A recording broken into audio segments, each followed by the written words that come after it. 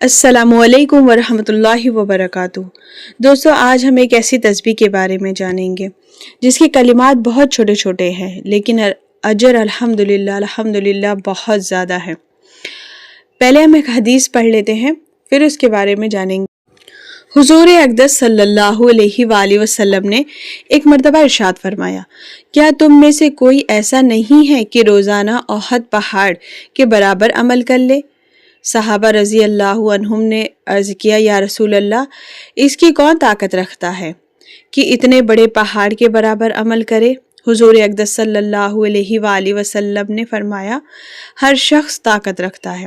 صحابہ رضی اللہ عنہم نے عرض کی، اس کی کیا صورت ہے؟ ارشاد فرمایا کہ سبحان اللہ کا ثواب احد سے زیادہ ہے، لا الہ الا اللہ کا احد سے زیادہ ہے، الحمدللہ کا احد سے زیادہ ہے، اللہ اکبر کا احد سے زیادہ ہے۔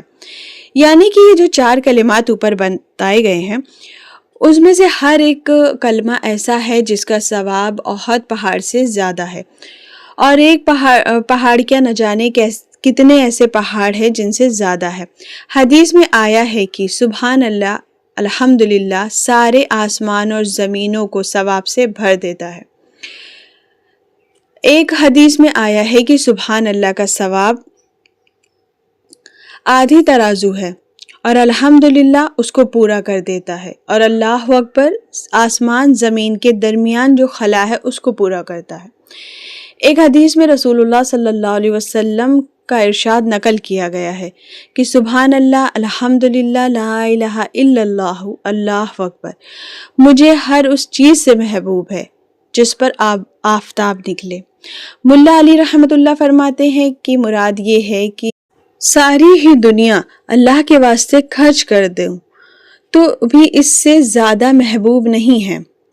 کہتے ہیں کہ حضرت سلیمان علیہ السلام ہوائی تخت پر تشریف لے جا رہے تھے، پرندے آپ پر سایہ کیے ہوئے تھے۔ ہم جانتے ہیں کہ سلیمان علیہ السلام کی بادشاہت جو ہے وہ ہر مخلوق پر تھی، چرند پرند، جن انسان، ہوائیں سب ان کے تابع تھے، اور جن و انس وغیرہ لشکر 2 قطاروں میں ایک عابد پر گزر ہوا جس نے حضرت سلیمان علیہ السلام کہ اس ملک کی کشادگی اور ہر مخلوق پر بادشاہت کی تعریف کی۔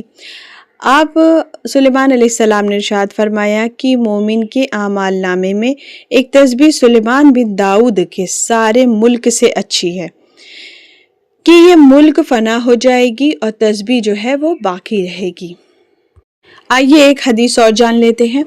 حضور اقدس صلی اللہ علیہ وآلہ وسلم کا ارشاد ہے کہ شب معراج میں جب میری ملاقات حضرت ابراہیم علیہ السلام سے ہوئی تو انہوں نے فرمایا کہ اپنی امت کو میرا سلام کہہ دینا، اور یہ کہنا کہ جنت کی نہایت عمدہ پاکیزہ مٹی ہے اور بہترین پانی ہے، لیکن وہ بالکل چٹان میدان ہے، اور اس میں درخت سبحان اللہ والحمدللہ ولا الہ الا اللہ واللہ اکبر ہے، جتنا کسی کا دل چاہے اپنا درخت لگا لے، یعنی کہ اس کا ذکر کرنے سے جنت میں درخت لگ جاتے ہیں۔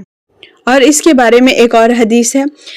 حضور صلی اللہ علیہ وآلہ وسلم کا ارشاد ہے کہ اللہ کے نزدیک سب سے زیادہ محبوب کلام 4 ہیں، سبحان اللہ الحمدللہ لا الہ الا اللہ واللہ اکبر۔ ان میں سے جس کو چاہے پہلے پڑھے اور جس کو چاہے بعد میں پڑھ لے، یعنی اس کی کوئی ترتیب نہیں ہے۔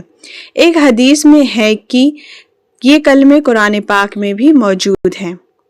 انشاءاللہ ہم عہد کریں کہ ہم یہ تسبیح روزانہ ضرور پڑھیں گے، ہم اپنی جنت کو بھی سنواریں گے انشاءاللہ۔